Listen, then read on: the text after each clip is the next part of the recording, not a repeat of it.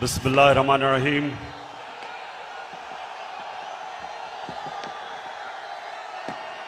अल्लाह तेरी इबादत करते हैं, तेरे से मदद मांगते हैं।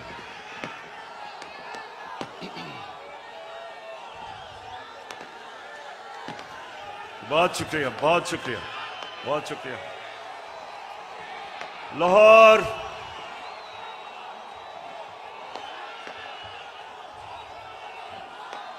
शुक्रिया, शुक्रिया।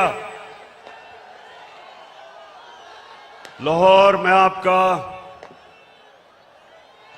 जितना भी शुक्रिया अदा करूं वो कम है।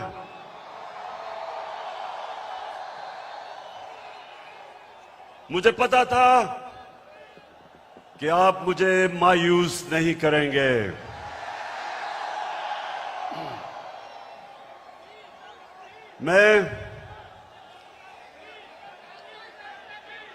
मैंने कभी इतने बड़े जलसे के सामने खिताब नहीं किया।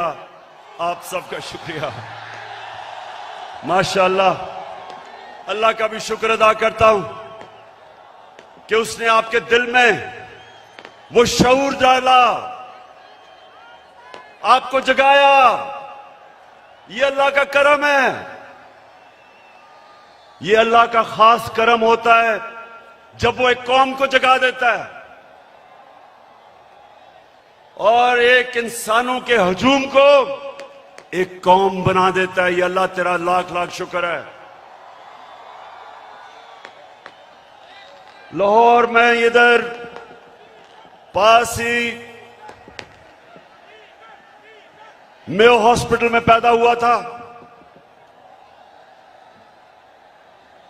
और मुझे बचपन से एहसास था। ये आपने आज गौर से बातें सुन। सामने प्लीज बैठ जाएं, बैठ जाएं, आप बैठ जाएं। वो नीचे देख सकते नीचे। बैठ जाओ, बैठ जाओ, बैठ जाओ, बैठ जाएं, सामने बैठ जाएं। वो देख नहीं सकते। बैठ जाएं प्लीज। देखें, मैं पाकिस्तान के साथ बड़ा हुआ हूं। मैं बार बार लोगों को बताता हूं कि मेरे मां बाप एक गुलाम हिंदुस्तान में पैदा हुए थे और उन्होंने पाकिस्तान की तहरीक में शिरकत की थी। और बचपन से उन्होंने मुझे एक चीज बताई कि तुम खुशकिस्मत हो कि एक आजाद मुल्क में पैदा हुए हो।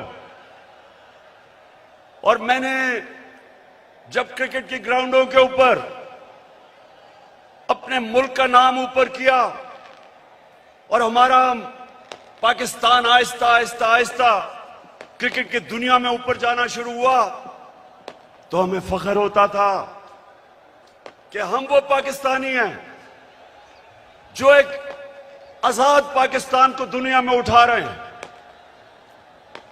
तो मेरे पाकिस्तानियों, लाहौर के लोगों, जो आप सब यहां हैं, जो बाहर हैं, वैसे मैंने कभी इतनी पब्लिक नहीं देखी। मैं फिर से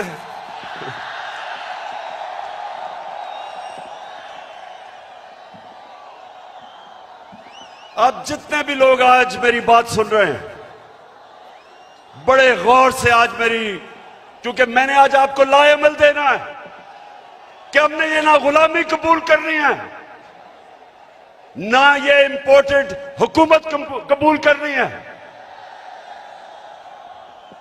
और ये अब आपको पता चला है कि सिलेक्टेड हुकूमत क्या होती है। जो बाहर से सिलेक्ट होके लोगों के ऊपर मुसल्लत की जाती है, ये होती है सिलेक्टेड हुकूमत। जो डरती है इलेक्शन से, जो साजिशों से, जो पैसे लगा के, जमीन खरीद के, बाहर जो साम्राज्य उनकी जूते पॉलिश करके जो आज ऊपर हमारे मुल्क पे मसल्लत की गई है। तो मैं आज आपको लाएमल दूंगा कि मैं किसी सूरत इस हुकूमत को कबूल नहीं करूंगा। मैं इन गुलामों को और पाकिस्तान के करप्ट तरीन लोगों को मैं कभी कबूल नहीं करूंगा। और मैं अभी आपको लाएमल देता हूं, लेकिन उससे पहले यह साजिश क्यों हुई? मेरे लाहौर के लोगों, जरा थोड़ा सा सब्र से सुने, यह साजिश हुई क्यों। मैं जब से वजीर आजम बना, मेरी सबसे बड़ी कोशिश यह थी कि हमारी आजाद फॉरेन पॉलिसी बने।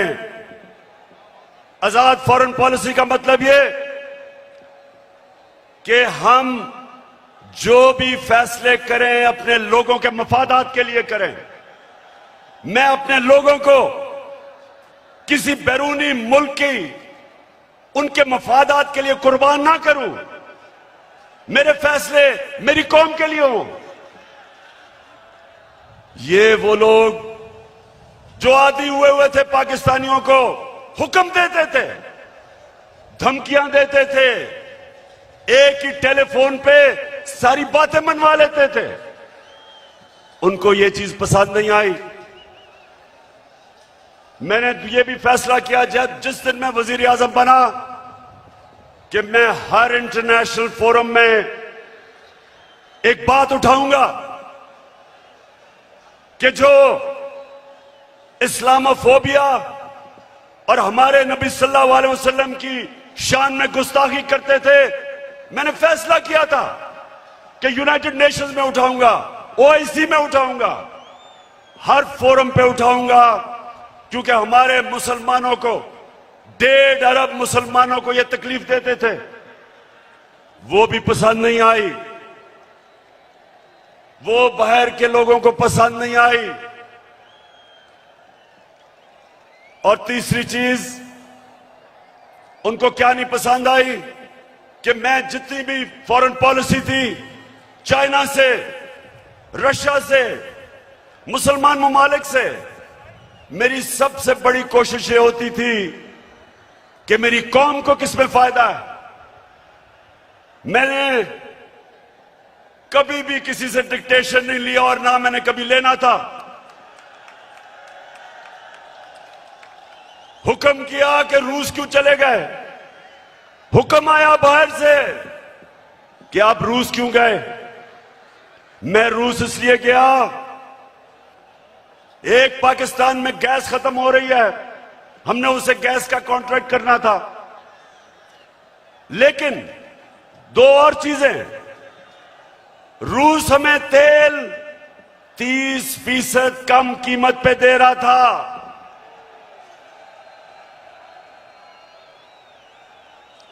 तेल 30% कम कीमत पे, इसका मतलब कि पेट्रोल और फजल रहमान को 30% कम पे हम बेच सकते थे।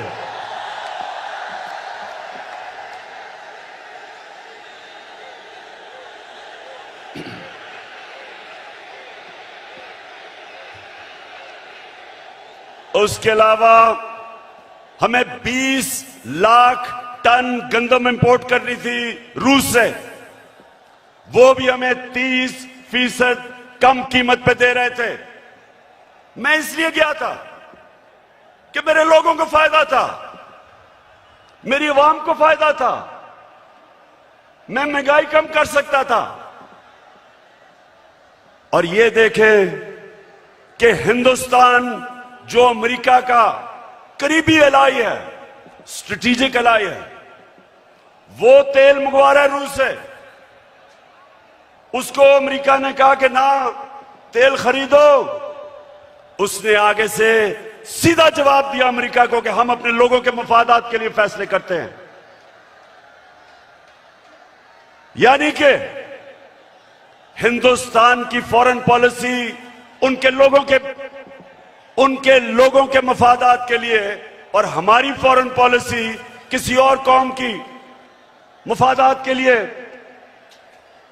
यह भी पसंद नहीं आई बात, चाइना से ताल्लुकात वो भी पसंद नहीं आए, तो तब बाहर से साजिश होनी शुरू हुई। लेकिन ये याद रखें कि साजिश कभी मुकम्मल नहीं हो सकती जब तक अंदर मुल्क के मीर जाफर और मीर सादिक ना बैठे हों। मीर जाफर वो गद्दार था जिसने अंग्रेजों के साथ मिलके मुसलमानों की हुकूमत, सिराजुद्दौला की हुकूमत गिराई जाती मफादात के लिए।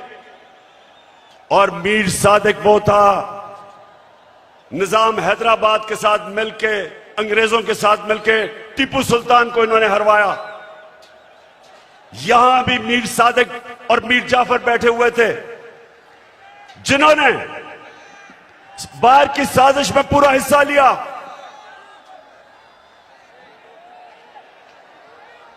क्या हुआ?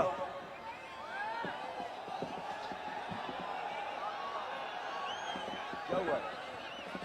अच्छा सुना जरा, हो जाएगा ठीक। तो ये साजिश बाहर से हुई, अंदर मीर जाफर और मीर सादिक बैठे थे, अंदर थ्री स्टूजेस बैठे हुए थे, इन्होंने इनके साथ मिले। और भी इसके अंदर लोग मुलव्वस थे। और तारीख इन सारों को किसी को माफ नहीं करेगी जिन्होंने मिलके एक हुकूमत को कब गिराया। मेरे पाकिस्तानियों ये सुने, हमारी हुकूमत को तब गिराया जब हमारी हुकूमत की, और मैं चैलेंज करता हूं, सबसे बेहतरीन पाकिस्तान की परफॉर्मेंस तहरीक इंसाफ की हुकूमत की थी। हमारी इकोनॉमी सही तरफ जा रही थी, 5.6% पे हमारी इकोनॉमी बढ़ रही थी। ना नून लीग ने इसका कभी मुकाबला किया, ना पीपल्स पार्टी ने किया। हमारी एक्सपोर्ट्स रिकॉर्ड पे थी। कभी पाकिस्तान की तारीख में $32 अरब की एक्सपोर्ट्स नहीं हुई। कभी पाकिस्तान में इतने बाहर से डॉलर्स नहीं आए। $31 अरब रेमिटेंसेस बैरून मुल्क पाकिस्तानियों ने हमें भेजी। $31 अरब। हम जब हुकूमत में आए थे $19 अरब थी। और पाकिस्तान की तारीख में सबसे ज्यादा पैसा हमने इकट्ठा किया टैक्स में, $6,000 अरब से ऊपर। यह भी पाकिस्तान की तारीख का रिकॉर्ड था। हमने सबसे सारे बर्रे सगीर में जिस मुल्क में सबसे कम बेरोजगारी थी वो पाकिस्तान था। सबको पीछे छोड़ गए हम। और ये कब? जब कोरोना वायरस ने दुनिया में तबाही मचाई हुई थी। पाकिस्तान वो मुल्क है जिसकी दुनिया ने मिसाल दी कि उस मुल्क जिसने सबसे बेहतर कोरोना वायरस को हैंडल किया, अपने लोग भी बचाए, अपने गरीब भी बचाए, अपनी इकोनॉमी भी बचाई।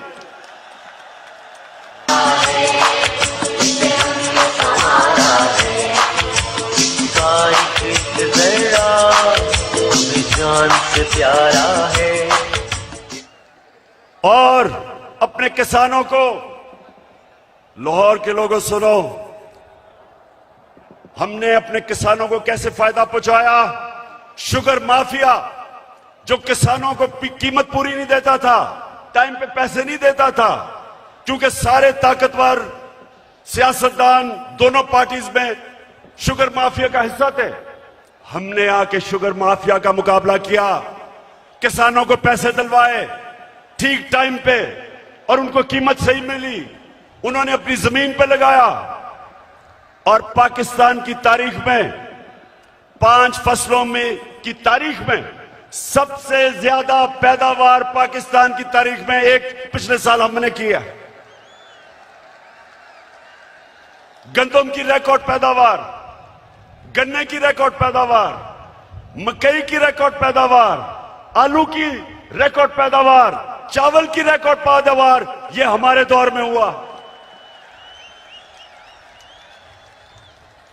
जब दुनिया कह रही थी कि पाकिस्तान की इकोनॉमी सही रास्ते पे निकल गई है और जिस रास्ते पे जा रही है, आईएमएफ की गुलामी से आजाद होने जा रही थी, तब इन्होंने हमारी हुकूमत को साजिश करके गिराया।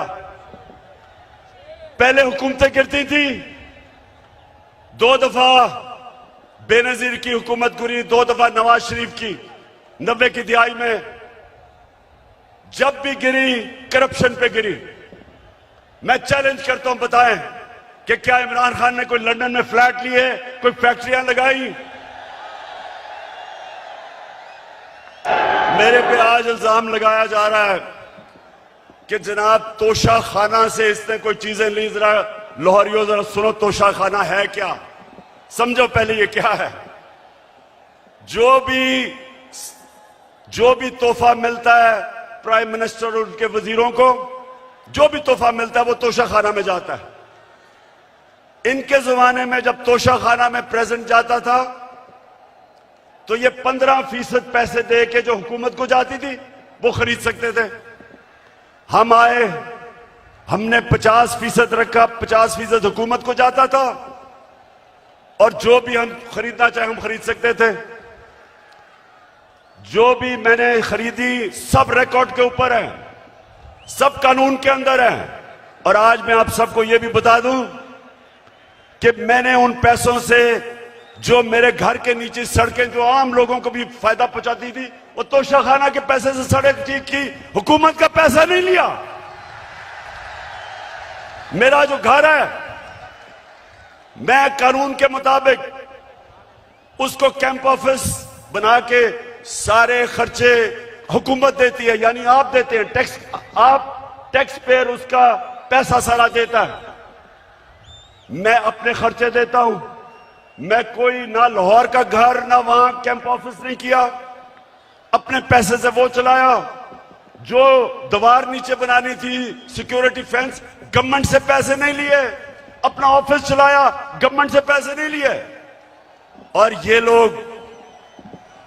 लोग जो आज प्रोपेगेंडा कर रहे हैं, मैं चैलेंज करता हूं कि तुम्हारे मैं चैलेंज करता हूं कि कभी पाकिस्तान की तारीख में किसी प्राइम मिनिस्टर ने अपने ऊपर इतना कम पैसा खर्च नहीं किया जो मैंने किया।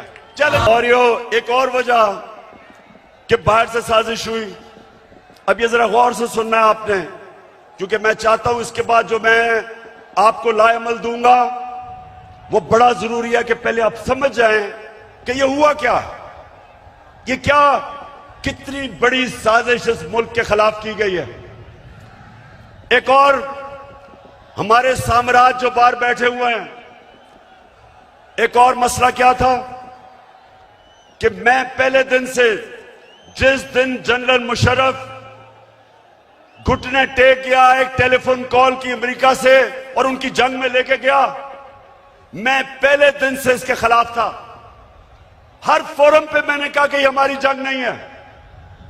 हर जगह मैं कहता गया कि पाकिस्तानियों को कुर्बान कर रहे हो किसी और की जंग में। और मैंने यह भी कहा कि अफगानिस्तान में कोई मिलिट्री सोल्यूशन नहीं है, बातचीत से मसला हल होगा। मुझे बुरा भला कहा गया, तालिबान खान कहा गया, मुझे कहा मैं दहशतगर्दों के साथ हूं, मेरी पूरी कैरेक्टर असैसिनेशन हुई। लेकिन मैं क्यों कह रहा था कि हमारी जंग नहीं है? क्योंकि मेरे पाकिस्तानियों, फॉरेन पॉलिसी बनती है, बार बार अपने ज़हन में डाल लो, अपने लोगों के फायदे के लिए। कौन से मुल्क अपने आप को किसी और मुल्क के लिए कुर्बान करता है? 80,000 हमारे लोग शहीद हुए, 6,500 हमारे फौज के नौजवान शहीद हुए,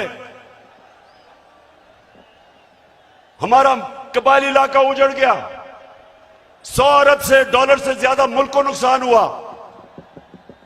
कभी कोई कमीशन बैठी, कभी किसी ने यह सोचा कि ये किसने हमें इस जंग में लेके गया ताकि आगे से हम इस तरह की हिमाकत ना करें। तो जब मेरे से इंटरव्यूअर ने पूछा क्या आप अमेरिका को बेस देंगे, क्या कहा मैंने? और क्या आप मेरे से कोई और उम्मीद रखते थे? एब्सोल्युटली नॉट के अलावा कोई उम्मीद रखते थे?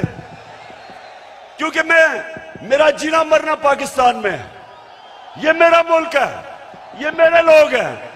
मैं क्यों अमेरिका के लिए अपने लोगों को कुर्बान करूं?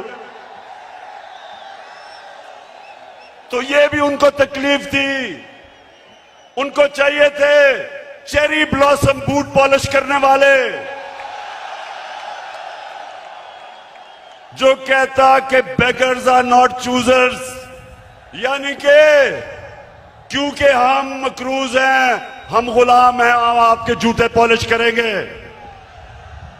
पाकिस्तानियों, ये याद रखो, मैं बार बार आपको एक चीज कहता हूं, कभी कभी किसी जमात को वोट ना दो जिनके लीडर्स के पैसे जायदादें मुल्क से बाहर पड़ी हैं, कभी उनको वोट ना दो, क्योंकि जिधर इनके पैसे बाहर पड़े हैं, इनकी जायदादें बाहर पड़ी हैं, इनकी प्रॉपर्टीज बाहर हैं, इनके ऑफशोर अकाउंट्स बाहर हैं, ये याद रखें, ये कभी साम्राज्य का प्रेशर बर्दाश्त नहीं कर सकते। ये वो करेंगे जो उनको हुक्म मिलेगा। उनको इस तरह के करप्ट गुलाम पसंद इसलिए हैं कि ये हमेशा उनके सामने झुके रहेंगे। 400 ड्रोन अटैक हुए पाकिस्तान में। पाकिस्तानियों, 400 ड्रोन अटैक हुए यहां। कोई दुनिया में मिसाल ही नहीं कि जिस मुल्क के लिए आप जंग लड़ रहे हैं वो आपके ऊपर ही बमबारी कर रहा है, इसकी कोई मिसाल नहीं मिलती। 400 ड्रोन अटैक हुए पाकिस्तान में। एक दफा कभी नवाज शरीफ के मुंह से एक दफा निकला कि ये आप बड़ा गलत कर रहे हैं, ये सारे ह्यूमैनिटेरियन लॉज के खिलाफ है, ये कानून के खिलाफ है कि जज, जूरी, एक्सिक्यूशनर 4000 मील दूर बैठ के एक बटन दबाता और लोग मर जाते हैं, नीचे बम फट जाते हैं। ये 400 ड्रोन अटैक्स हुए पाकिस्तान में। एक लफ्ज इनके मुंह से नहीं निकला। मैं निकला सड़कों पे, मैंने धरने किए ड्रोन्स के खिलाफ, मैंने हर जगह अपनी आवाज बुलंद की, लेकिन इनके मुंह से एक लफ्ज नहीं निकला, क्योंकि ये अपने पैसे के गुलाम हैं और पैसे बाहर पड़े हुए हैं इनके। और मेरे पाकिस्तानियों, जो मुझे सबसे ज्यादा तकलीफ है, आप में अभी हौसला है ना, मैंने आपसे बड़ी जरूरी बातें करनी है। हुआ क्या, बाहर से साजिश प्लान हुई, अंदर मीर जाफर बैठे हुए थे। हमें एक मुरासला आता है, हमारे एम्बेसडर से मीटिंग होती है एक अमेरिकी ऑफिशियल की, और उधर वो उसको क्या कहता है, ये जरा सुने, तकब्बर सुने जरा, उसका तकब्बर। हमारे एम्बेसडर को कहता है कि अगर तुमने इमरान खान को इस नो कॉन्फिडेंस मोशन में ना हराया तो पाकिस्तान को बड़ी मुश्किलों का सामना करना पड़ेगा। तकब्बर सुने, 22 करोड़ हमारी अवाम, दुनिया का 5वां 6वां बड़ा मुल्क, और एक ऑफिशियल हमारे एम्बेसडर को कह रहा है कि अगर तुमने इमरान खान को, ये जो उसके खिलाफ नो कॉन्फिडेंस मोशन आ रहा है, अभी आया नहीं था, उसको पहले ही पता था, कहता कि अगर ये आपने इसको ये अगर कामयाब ना हुआ इसके खिलाफ तो पाकिस्तान को बड़ी मुश्किलों का सामना करना पड़ेगा। लेकिन अगर कामयाब हो गया, और ये सुनो मेरे पाकिस्तानियों, कहता अगर कामयाब हो गया तो हम पाकिस्तान को माफ कर देंगे।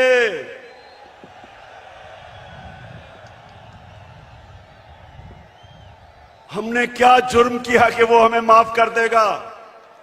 कि क्या ये जुर्रत की कि हम रूस चले गए अपने मुल्क की खातिर, या ये कहा कि हम आपको बेच नहीं देंगे? तो मेरे लाहौर के लोगों, ये याद रखो कि उनको ये किधर से गलत आदतें पड़ी। हिंदुस्तान को क्यों नहीं ये कहते? इनकी जुर्रत है हिंदुस्तान के प्राइम मिनिस्टर को वहां, अच्छा प्राइम मिनिस्टर मैं हूं, ये सुना जरा, चीफ एग्जीक्यूटिव पाकिस्तान का मैं हूं, और मैसेज किसको दे रहे हैं? किसको कह रहे हैं किसको हटा दो?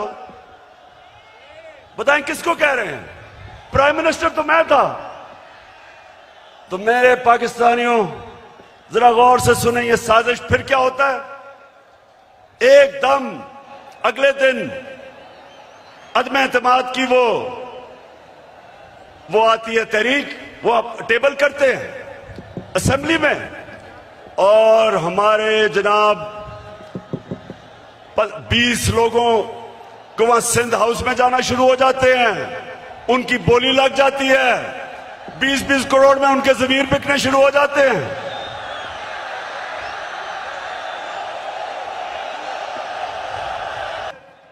और फिर जो हमारे इत्तेहादी हैं, मैं मुंह से लाई आज आपको खराज तहसीन पेश करता हूं, आप वाहिद रह गए, बाकी सारे चले गए। उनकी कीमतें लगी, बोलियां लगी, जैसे बकरा ईद पे बकरे बिकते हैं, बंद किया जनाब उनको सिंध हाउस के अंदर। सिंध से पुलिस लेके आए। सोचिए ये पाकिस्तान में हो रहा है। मैं अपनी आज बड़े अदब से मैं अपनी अदालतों से पूछता हूं कि क्या ये आइन के खिलाफ नहीं है, ये कानून के खिलाफ नहीं है कि बिक रहे हैं बकरों की तरह, अवाम से वोट लेके आए हमारे टिकट पे और वहां जाके उनकी बोलियां लग गई। यानी ये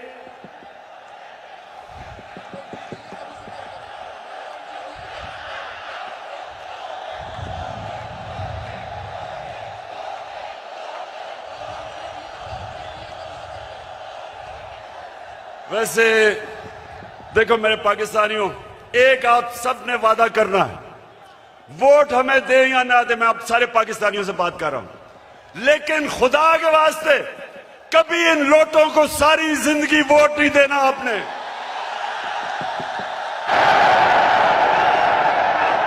जमीर फरोशों को, जिनका ना कोई दीन है ना ईमान है ना उनमें शर्म है, कि सारी जिंदगी उनके बच्चों के ऊपर धब्बा लगेगा कि ये हैं वो लोग जिन्होंने अपने आप को बेचा, अपने जमीरों को बेचा।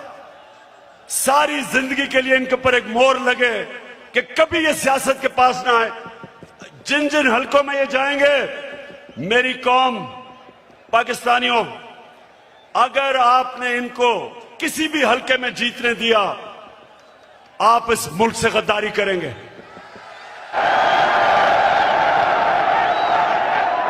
और फिर जो होता है वो तारीख का हिस्सा है। अदालतें भी 12 बजे खुल जाती हैं।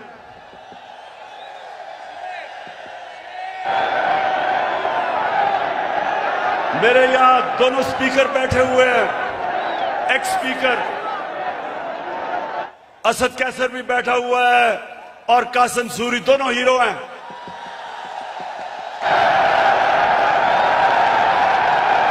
हम सारा वक्त, हमारे आइन में ट्राइकोटमी ऑफ पावर की बात थी, हमारे आइन में यह था कि सुप्रीमेसी ऑफ पार्लियामेंट, लेकिन ये सब हमने अपनी आंखों के सामने, हमने सब ये इसको जाते देखा और हमने फिर ये देखा। और ये सबसे तकलीफदेह चीज है पाकिस्तानियों, जरा मेरी ये बात सुननी है, सबसे तकलीफदेह चीज क्या है कि इस मुल्क के सबसे बड़े डाकू 30 साल से जो इस मुल्क को लूट रहे थे, जिनके ऊपर करप्शन के केसेस थे, जो जमानत पे थे, उनको इस कौम के ऊपर मुसल्लत किया गया।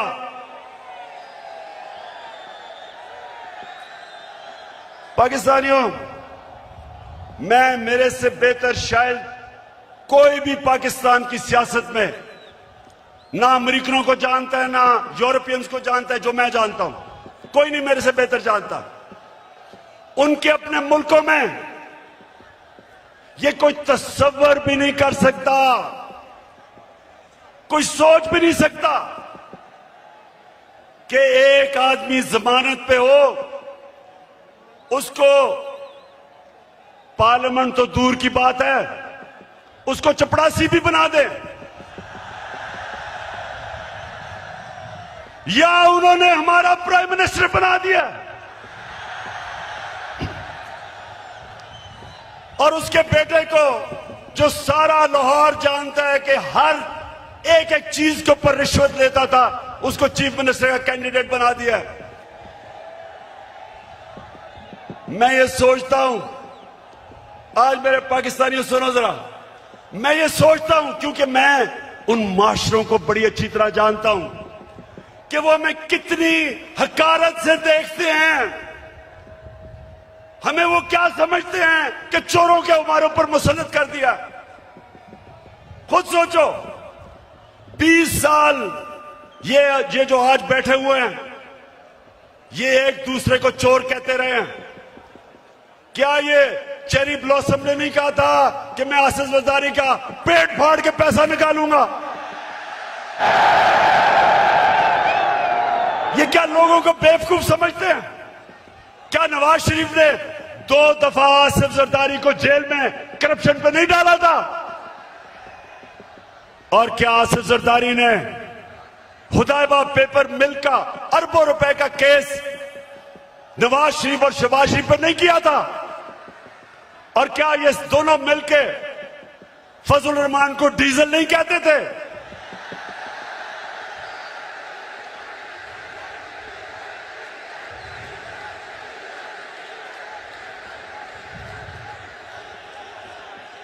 इससे ज्यादा आप एक मुल्क के ऊपर क्या जुल्म कर सकते हैं कि ये 3 स्टूजेस को, ये मुल्क के माना डाकुओं को मुल्क के ऊपर मुसल्लत करें। मैं आपको आज ये बता रहा हूं, जब तक मैं जिंदा हूं मैं इनका मुकाबला करूंगा, मैं कभी इनको तस्लीम नहीं करूंगा।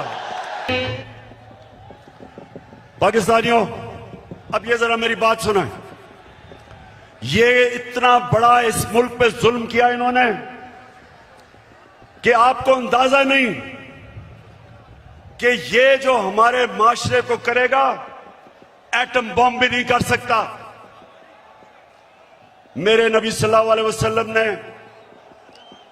तकरीबन 1500 साल पहले कहा था, ये सुने मेरी बात खामोशी से, ये बहुत जरूरी आपके लिए समझना है कि क्यों पाकिस्तान एक अजीम कौम नहीं बन सका। 1500 साल पहले उन्होंने कहा था, मेरे पाकिस्तानियों, 1500 साल पहले उन्होंने कहा था कि वो कौमें बर्बाद हो जाती हैं जो छोटे चोरों को पकड़ के जेल में डालती हैं और बड़े डाकुओं को उनका निजाम पकड़ नहीं सकता। ये है आपके सामने। अब इससे बड़ी मिसाल क्या है कि 40 अरब रुपया शहबाज शरीफ और उसके बेटों के ऊपर 40 अरब रुपए के एफआईए में और नैब में केसेस हैं। एफआईए के 16 अरब रुपए इसके नौकरों के नाम पे एफआईए ने पकड़े हैं और इस आदमी को प्राइम मिनिस्टर बना दिया।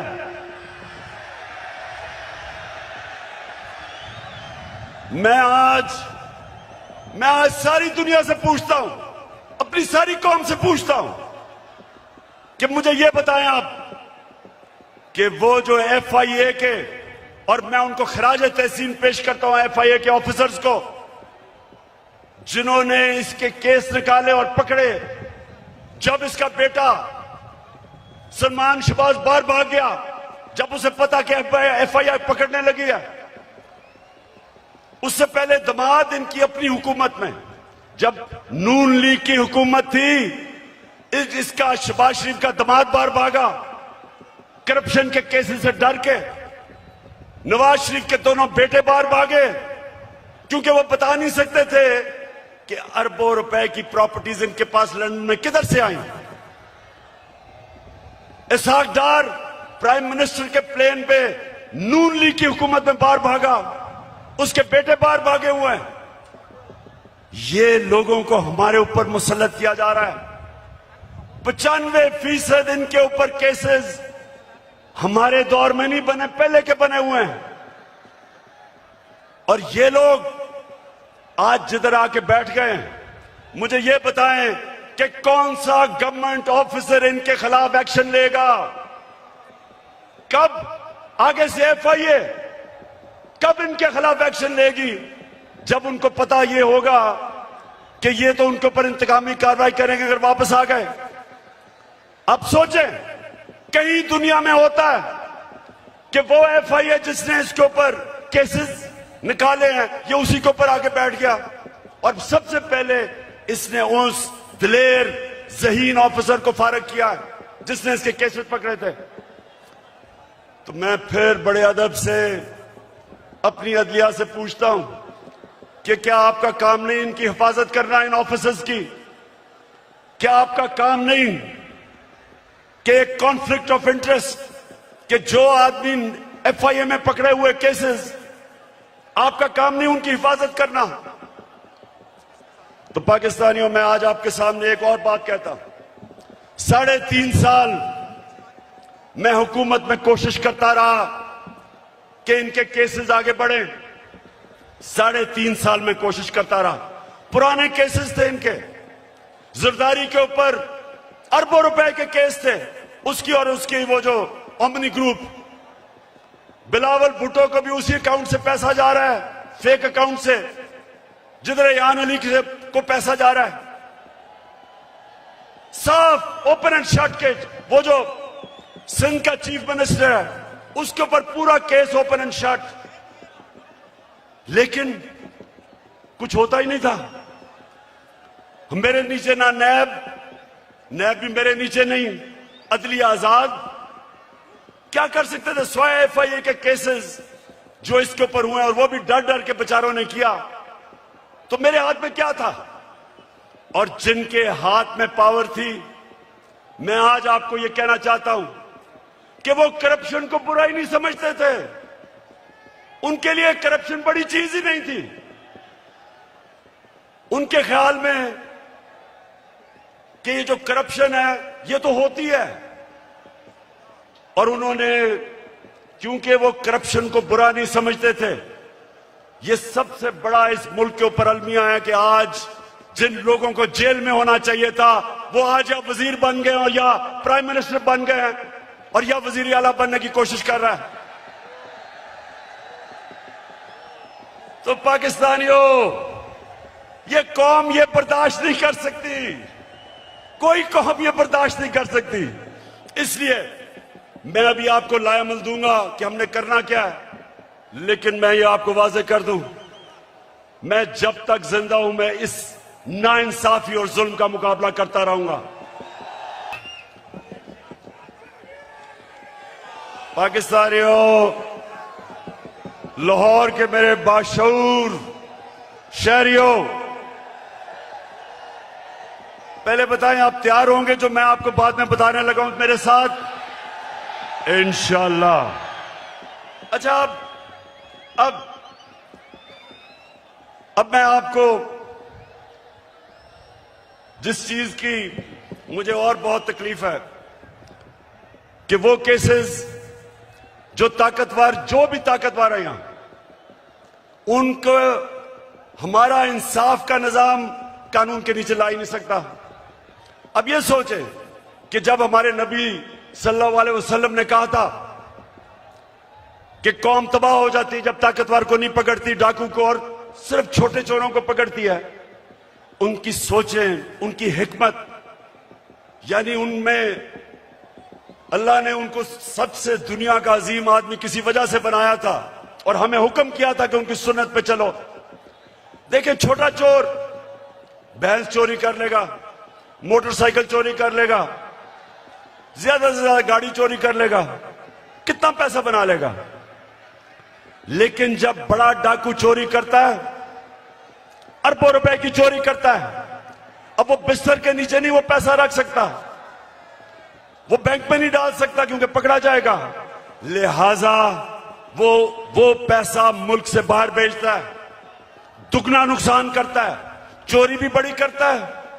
और जब वो पैसा मुल्क से बाहर भेजता है, जिसको मनी लॉन्ड्रिंग कहते हैं, तो वो डॉलर खरीद के भेजता है। जब वो डॉलर खरीदता है, डॉलर के ऊपर प्रेशर पड़ता है, रुपए की कीमत गिरती है।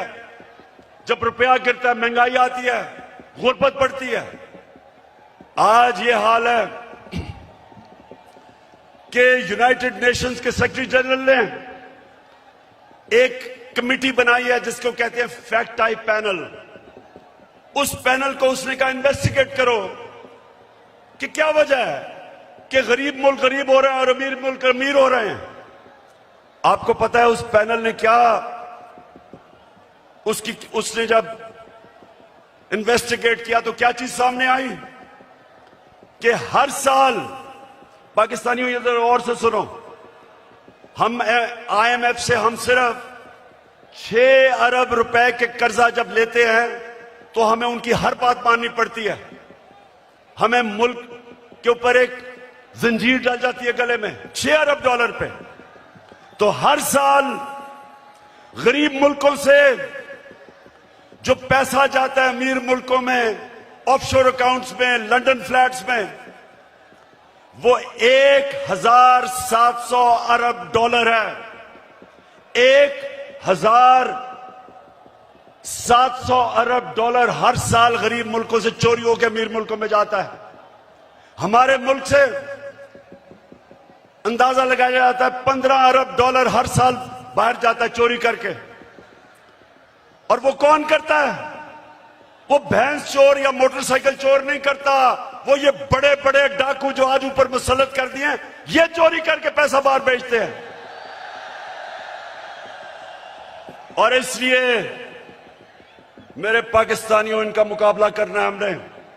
ये है हमारी हकीकी आजादी की जंग जो मैं आपको आज तैयार करवाने आया हूं। उसके लिए ये मैंने सुना है कि ये मीर जाफर की हुकूमत ने फैसला किया है कि कमीशन बनाएंगे उमर आसरे के ऊपर। शहबाज शरीफ, तुम और तुम्हारी फैमिली से ज्यादा झूठे लोग दुनिया में आए नहीं हैं। तुम्हारे से ज्यादा करप्ट लोग इस दुनिया में नहीं आए। आपने तो जाके लाहौर हाई कोर्ट में गारंटी दी थी कि नवाज शरीफ वापस आ जाएगा। नवाज शरीफ ने नेशनल असेंबली में खड़े होकर कहा, जब पनामा में ये पकड़े गए, पनामा में क्या हुआ था? पनामा में पता चला, इंकशाफ हुआ कि जो 4 महंगे तरीन लंदन में मेफेयर की अपार्टमेंट्स हैं वो मरियम के नाम पे हैं। तो जब पनामा में ये इंकशाफ हुआ तो नवाज शरीफ ने असेंबली में जाके कहा कि ये है वो दस्तावेज जो साबित करते हैं कि ये लीगल खरीदे गए हैं। वो सारे दस्तावेज जाली निकले। फिर सुप्रीम कोर्ट में कहा, कहता कतरी खत आ गया। वो कतरी खत कहता है कि हमने कैसे अपार्टमेंट लिए, वो भी जाली निकला। फिर मरियम ने सुप्रीम कोर्ट में कहा, एक ट्रस्ट डीड उसने दिखाई। अब ट्रस्ट डीड क्या कहती है? उन्होंने कहा जी ये मेरे भाइयों के मेरे बीच में ये ट्रस्ट डीड थी। पता चला कि वो जिस कैलिबरी फॉन्ट से लिखी गई थी वो उस 2006 में आई नहीं थी। नकल में भी अकल चाहिए। और फिर इनके लाहौर में जो इन्होंने लूटमार की LDA में, हर थोड़ी देर के बाद आग लगती है और उनके रिकॉर्ड जल जाते हैं। तो तुम्हारा ख्याल है शहबाज शरीफ कि हम तुम्हारी कोई कमीशन मानेंगे? हम सिर्फ एक कमीशन मानेंगे, सुप्रीम कोर्ट के अंदर ओपन हेयरिंग हो। जिस तरह धांधली के ऊपर कमीशन बनी थी, ओपन हेयरिंग हो, मीडिया के सामने हो, ताकि सबको पता हो कि कितनी बड़ी साजिश हुई है पाकिस्तान से। और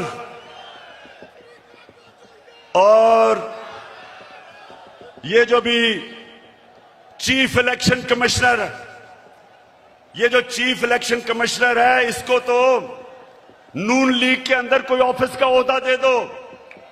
इसका जितना इसने तहरीक इंसाफ के खिलाफ काम किया आके, मैं तो कहता हूं कि नून लीग के लोग भी शर्म आती है उनको काम करते हुए कि सारे फैसले हमारे खिलाफ। फॉरेन फंडिंग केस क्या है? हमें बैरून मुल्क पाकिस्तानियों ने पैसे भेजे, वो पाकिस्तानी जो कि 31 अरब डॉलर इस मुल्क को भेजते हैं जिस पे पाकिस्तान चलता है, वो फॉरेन फंडिंग नहीं है। और हमने इनको बार बार कहा है कि जब भी आप इन्वेस्टिगेट करें तो नून लीग की भी साथ इन्वेस्टिगेशन करें, पीपल्स पार्टी की भी करें। और लाहौर के लोगों, मैं आपके सामने दावा करता हूं कि जब भी हमारी सामने इन्वेस्टिगेशन होगी, दूध का दूध पानी का पानी हो जाएगा। एक पार्टी होगी पाकिस्तान की तारीख में जो पॉलिटिकल फंड रेजिंग करती है, लोगों से पैसे इकट्ठे करती है।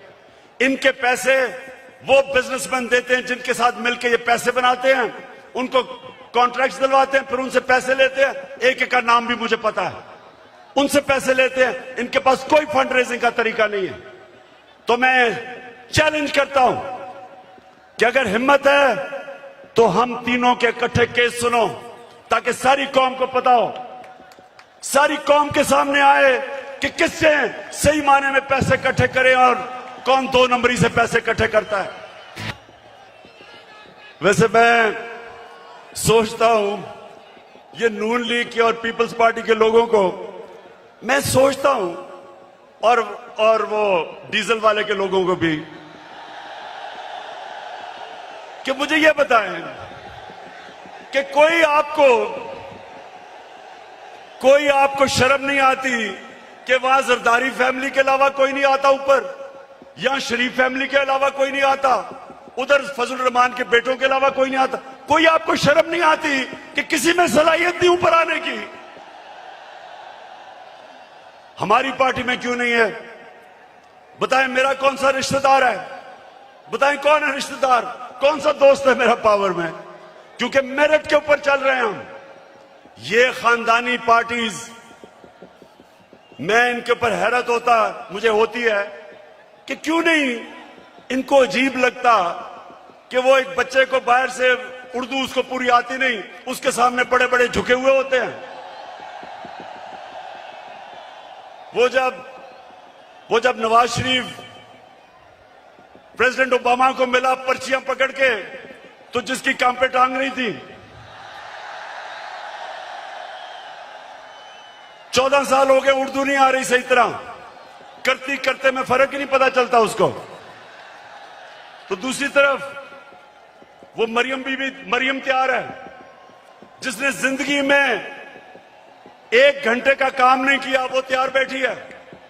उसका बेटा तैयार बैठा है, उनके रिश्तेदार तैयार बैठे हैं सबके। तो कोई इनके लोगों को कोई एहसास नहीं कि ये हैं कौन, इनकी सलाहियत क्या है सिवाय चोरी करने के, कि इनके अलावा कोई ऊपर ही नहीं आ सकता।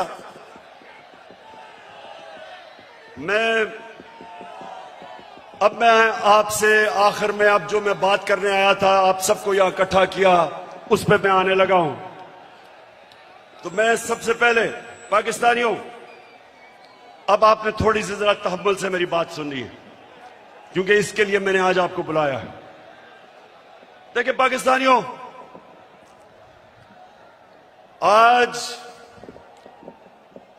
आज वो दिन है, 84 साल पहले इल्लामा इकबाल इस दुनिया से गए थे। सामने उनका मजार है, और वो एक ऐसा इंसान था, शायद ही कोई ऐसा ज़हन 500 साल में मुसलमान दुनिया में आया हो। और इल्लामा इकबाल की जो पूरी कोशिश थी कि एक गुलाम कौम को उठाए, जिंदा करे गुलाम कौम को, उनकी इतनी शायरी है। लेकिन जो मुझे सबसे ज्यादा पसंद है, और आज जो मैं एक फिक्रा कहना चाहता हूं, कि उस रिस्क से मौत अच्छी है जिस रिस्क से परवाज में आती है कोताही।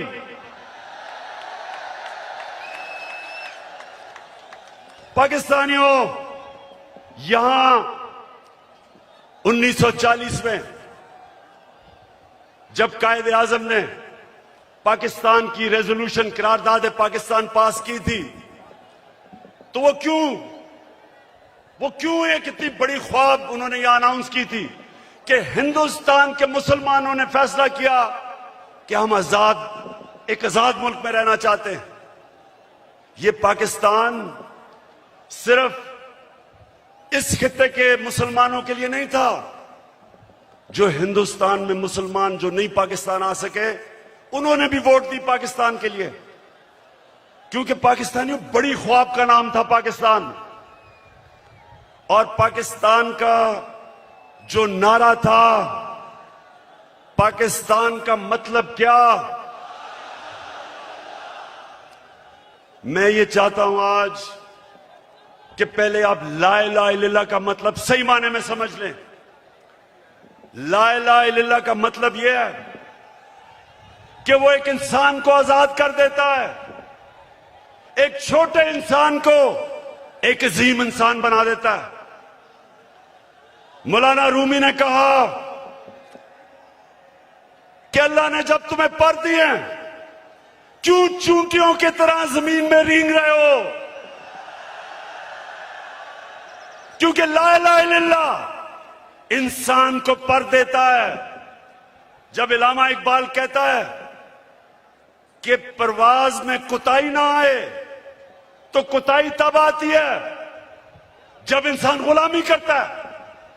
कभी गुलाम बड़े काम नहीं कर सकता, सिर्फ एक आजाद इंसान बड़े काम कर सकता है। और मैंने रहमतुल लिल आलमीन अथॉरिटी इसलिए बनाई क्योंकि मुझे एहसास हुआ कि हमारे बच्चों को, हमारे नौजवानों को सीरत नबी का तो पता ही नहीं है। हमारे नबी सल्लल्लाहु अलैहि वसल्लम ने, ये जरा लाहौर के लोगों तहम्मुल से सुनो मेरी बात, उन्होंने मदीना में इंसानों को पर लगा दिए। वो अरब जिनकी कोई हैसियत नहीं थी, दो सुपर पावर थी दोनों तरफ, पर्शियन और रोमन एम्पायर, बेजेंटाइन एम्पायर, बीच में वो अरब जिनकी कोई हैसियत नहीं थी। मैंने इसलिए अपने बच्चों को फैसला किया कि हम सीरत नबी पढ़ाएं अपने नौजवानों को, ताकि आपको पता तो चले कि क्यों अल्लाह ने हमें हुक्म दिया है कि नबी के रास्ते पे चलो। क्योंकि उससे अजीम इंसान कभी आया ही नहीं, ना आ सकता है। उन्होंने उन लोगों को जो बटे हुए थे कबीलों के अंदर, उनको सबको इकट्ठा किया एक नजरिए के ऊपर। ला इलाहा इल्लल्लाह का मतलब उनके दिलों में गया, उनकी जंजीरें टूटी, जंजीरें जो इंसान को जमीन पे रखती हैं। इकबाल के शाहीन बने वो, दुनिया की उन्होंने इमामत की, और ये दुनिया की तारीख का हिस्सा है। ये सारी दुनिया की तारीख का हिस्सा है जिसका हमें पता ही नहीं है कि उन्होंने क्या किया था, जो इंसानों की जंजीरें तोड़ के उन सबको दुनिया की लीडर्स बना दिया।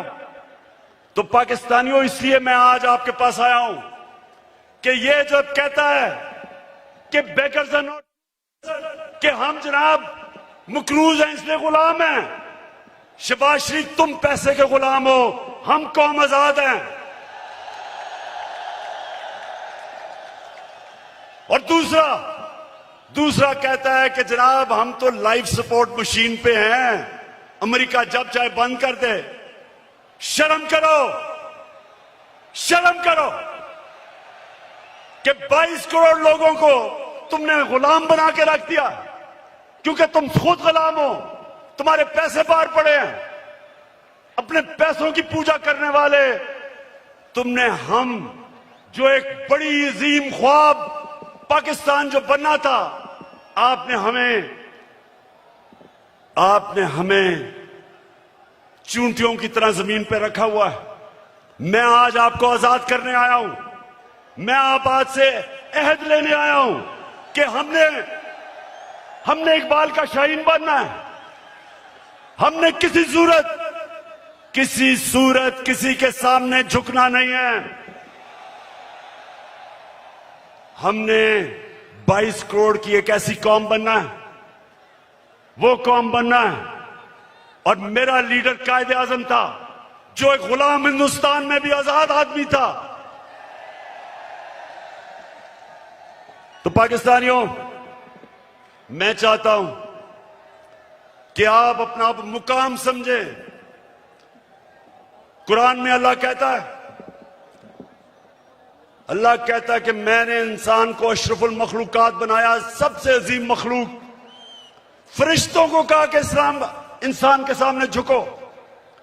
शैतान को उन्होंने जन्नत से निकाला एक वजह से, इबादत तो वो सबसे ज्यादा करता था अल्लाह की, क्योंकि उसमें तकब्बर था, कहता मैं इंसान के सामने नहीं झुकता।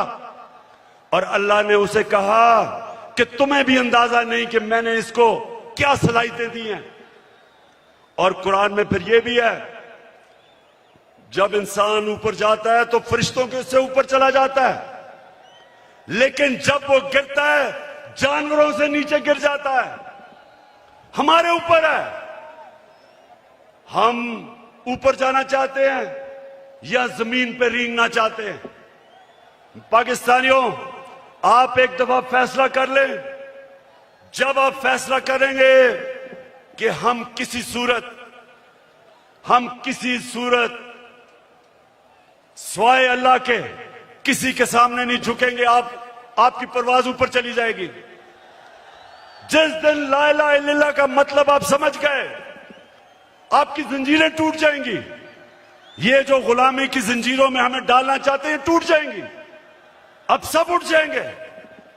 22 करोड़ लोग हैं बाहर, पाकिस्तानी बैठे हैं, हर किस्म की सलाहियत रखते हैं, लेकिन ये चोर और डाकू, पैसे के गुलाम, अगर ये आपके ऊपर बैठे रहे, ये मुल्क कभी आगे नहीं बढ़ेगा बल्कि नीचे जाएगा।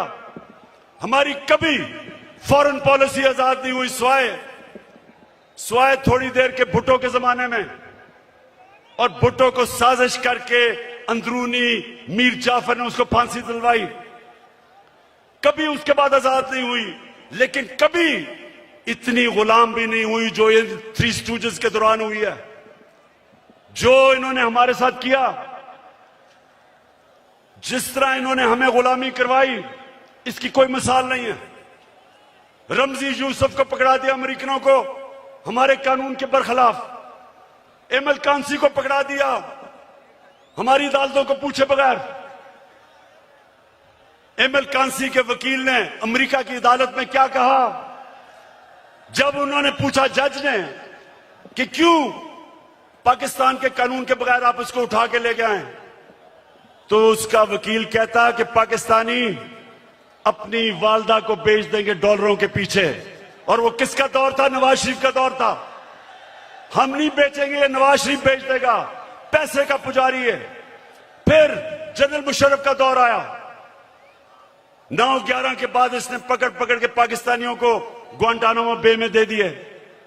मुल्ला ज़ईफ तालिबान का एम्बेसडर था, जिनीवा कन्वेंशन के मुताबिक उसको प्रोटेक्शन थी, उन्होंने उसके बावजूद पकड़ा दिया, उनको ग्वांटानामो बे में भेज दिया। हमारे मुल्क से लोगों को उठा उठा के ले गए। हम जंग उनकी लड़ रहे हैं और दुश्मन हम ही बने हुए हैं। 400 ड्रोन अटैक्स करवा दिए, कबायली इलाके को उजाड़ दिया। जो कबायली इलाके के लोगों को मुश्किलों का सामना करना पड़ा, आप सोच भी नहीं सकते। 35 लाख लोगों ने नकल मकानी की वहां से, 40 लाख लोगों ने स्वाद से नकल मुकानी की। या मेरे 2 एक्स मिनिस्टर्स बैठे हुए हैं, मुराद सईद, इसकी वालदा को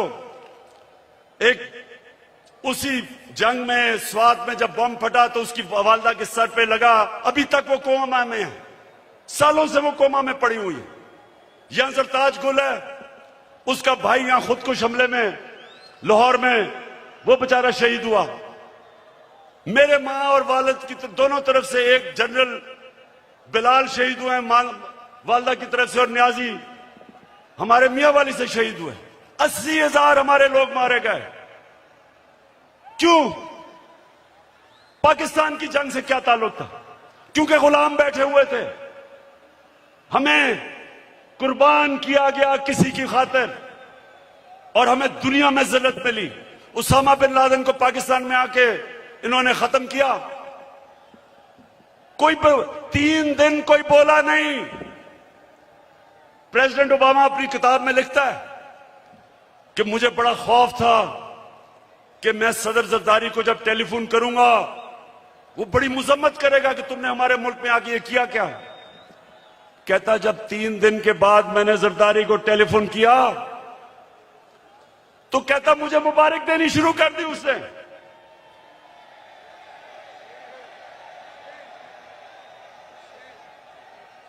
किसी के मुल्क में आके जो आपकी जंग लड़ रहा है, उसी मुल्क में आके आप किसी को मार दें और आपको बताएं भी ना, और वो सारी लीडरशिप हमारी पैरों में पड़ी हुई थी। पाकिस्तानियों याद रखें, कभी आपकी कभी दुनिया इज्जत नहीं करेगी जब तक आप अपनी खुद इज्जत नहीं करेंगे। तो मैं आज आपके पास जो पैगाम लेके आया हूं वो ये कि हमने फैसला किया है कि पाकिस्तान की हकीकी आजादी की तहरीक चलाना। हमारे ये मुखालिफ समझते हैं कि जी मीनार पाकिस्तान के बाद क्या होगा। कान खोल के सुन लो,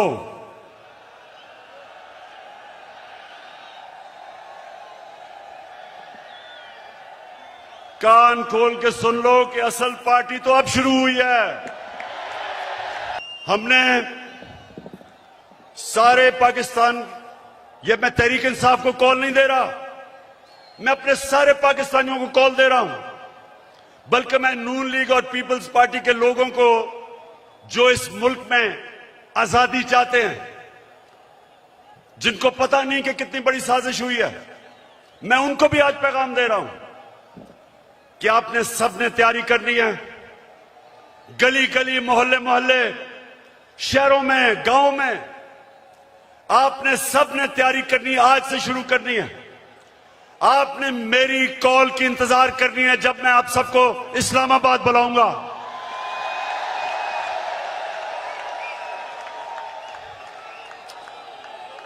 मैं आज ये वाजे कर दूं कि मैं किसी किस्म का तसादुम नहीं चाहता। ये मेरा मुल्क है, मेरे कोई इस मुल्क के बाहर जाने की जगह नहीं। ये तो जब भी थोड़ी मुश्किल आती है बाहर भाग जाते हैं। ऐसे लगता है कि ये बर्तानिया की क्वीन को इनके रिश्तेदार है, सारे वहीं भाग जाते हैं। वो इसहाक डार, वो यहीं इधर ही पुराने शहर में उसका बाप की साइकिलों की दुकान थी, बड़ा मेहनत का आदमी था, लेकिन आजकल उनको जरा देखें, लगता है वो कोई बर्तानिया का लॉर्ड था। तो ये वो लोग हैं, ये वो लोग हैं जब मुश्किल पड़ती है बाहर भाग जाते हैं। हमारा मेरा जीना मरना पाकिस्तान है। किसी किस्म का मैं तसादुम नहीं चाहता अपने मुल्क में। हमारी फौज है, हमारी पुलिस है, और फौज का भी मैं ये कह दूं कि अगर हमारे पास एक ताकतवर फौज ना होती तो आज पाकिस्तान के 3 टुकड़े हुए होते। हमारे जो दुश्मन हैं वो सिर्फ इसलिए कामयाब नहीं हुए कि माशाअल्लाह हमारी कौम अपनी फौज के साथ खड़ी है। हमारी फौज ने एक गलत फैसला मुशर्रफ ने किया, गलत फैसला उसने किया, लेकिन हमारी फौज ने जिस तरह की कुर्बानियां दी, वो कुर्बानियां ना देते तो आज पाकिस्तान का भी वो जो शाम और इराक का हाल है वो होता। तो हम आज दाद देते हैं अपनी फौज को, अपनी पुलिस को। हम चाहते हैं कि हमारी पुलिस भी एक मजबूत पुलिस फोर्स बने। हम कोई किसी किस्म की इस मुल्क को नुकसान नहीं पहुंचाना चाहते, लेकिन हम किसी सूरत इस इंपोर्टेड हुकूमत को तस्लीम नहीं करेंगे। जो भी हो, ये जब समझते हैं कि ये तहरीक खत्म हो जाएगी, तहरीक अभी जोर पकड़ेगी। मैंने अपनी सारी पार्टी के बड़े बड़े सीनियर्स को कहा है कि इन्होंने निकल जाना सारे पाकिस्तान में। आपने जाके लोगों को तैयार करना है, अपनी हकीकी आजादी की तहरीक में सबको शामिल करना है। आपने अपने इलाकों से निकल के और सीनियर लीडरशिप ने पाकिस्तान के उन इलाकों में जाना है ताकि लोग तैयार हों, मेरी कॉल की इंतजार करें। और मैं सिर्फ एक चीज चाहता हूं, कोई और चीज नहीं चाहता मैं चाहता हूं कि जल्दी से जल्दी इलेक्शन अनाउंस किए जाएं। हम एक जमहूरी पार्टी हैं, हम जमहूरियत चाहते हैं, लेकिन हम कभी भी इस सिलेक्टेड इंपोर्टेड हुकूमत को कभी तस्लीम नहीं करेंगे। एक ही तरीका है, जिनसे भी गलती हो गई, एक ही तरीका है गलती ठीक करने का, फौरी इलेक्शन करवाओ।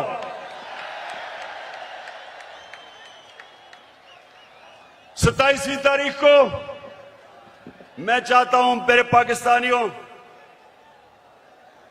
27वीं तारीख को शबे दुआ की रात हम बनाएं, अल्लाह से दुआ करें कि हमारी हकीकी आजादी की तहरीक को कामयाब करे अल्लाह। और मैं सबसे अब आखिर में ये अहद लेना चाहता हूं, आपने आज हाथ खड़ा करके मेरे साथ एक अहद करना है कि आपने मेरे बाद रिपीट करना है।